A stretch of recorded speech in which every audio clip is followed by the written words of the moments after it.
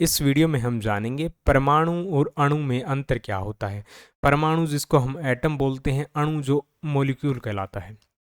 परिभाषा की बात कर लेते हैं तो परमाणु की हम परिभाषा देंगे किसी तत्व का सबसे छोटा कण जो रासायनिक अभिक्रिया में भाग लेता है। सारी दुनिया के अंदर जो भी चीज़ें हैं वो किसी न किसी प्रकार के एटम से ही मिलकर बनी हैं। जो अणु है, दो या दो से अधिक परमाणुओं का रासायनिक रूप से बंधा हुआ समूह, यानी कि एक तरह से अणु के अंदर भी एटम परमाणु तो होते हैं, लेकिन यहाँ पर क्या होता है, यहाँ पर जो परमाणु होते हैं वो दो या दो से ज़्यादा होते हैं जो आपस में बंधे रहते हैं, जो स्वतंत्र रूप से मौजूद होते हैं। तो अस्तित्व की बात करें तो स्वतंत्र रूप से मौजूद नहीं रह सकते अंक्रिय गैसों को छोड़कर, यानी कुछ ऐसी गैसें हैं जो स्वतंत्र रूप से एक अकेले एटम के रूप में रह सकती हैं, लेकिन सभी बाकी नहीं रह सकते। लेकिन जो अणु होते हैं वो सबसे छोटा रूप होता है किसी भी चीज़ का, तो ये स्वतंत्र रूप से रह सकते हैं। एग्जाम्पल से आप इनको समझ जाएंगे। रासायनिक बंधन की बात करें तो इसमें रासायनिक बंधन नहीं होता है, परमाणुओं के बीच में रासायनिक बंधन होता है। जैसे फॉर एग्जाम्पल ऑक्सीजन है, हाइड्रोजन है, ये क्या, ये सब एटम है। क्या इनके बीच में कुछ आपस में जुड़ाव है? ऑक्सीजन है, बस अकेला ऑक्सीजन का एक एटम है।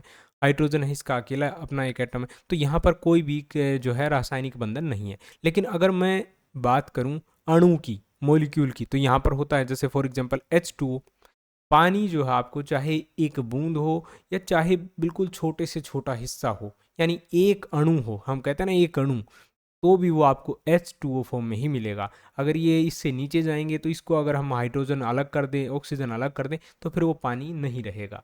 तो एक तरह से यहाँ पर क्या है, हाइड्रोजन और ऑक्सीजन, इनके बीच में क्या है, एक बंध है।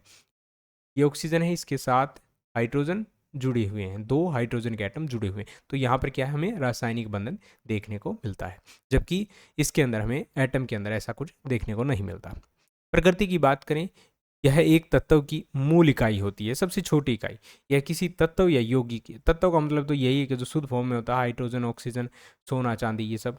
यौगिक का मतलब है जब चीज़ें आपस में जुड़ी होती हैं, कंपाउंड बनाती हैं, दो चीज़ें, जैसे हाइड्रोजन ऑक्सीजन जुड़कर पानी बनाती हैं या और चीज़ें।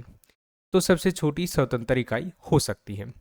विभाजन की बात करें, रासायनिक अभिक्रियाओं में अविभाजित रहता है। रासायनिक अभिक्रियाओं के दौरान परमाणुओं में टूट सकता है, यानी कि जब हम आपस में मिलाते हैं तो इनके जो एटम हैं वो टूट सकते हैं, कोई अलग प्रोडक्ट यहाँ पर बन सकता है अणुओं का। उदाहरण यही है, जैसे स्वतंत्र रूप से एटम है, हाइड्रोजन, ऑक्सीजन, Fe लोहा है, ठीक है, और यहाँ पर H2O, O2, CO2, N2, ठीक है।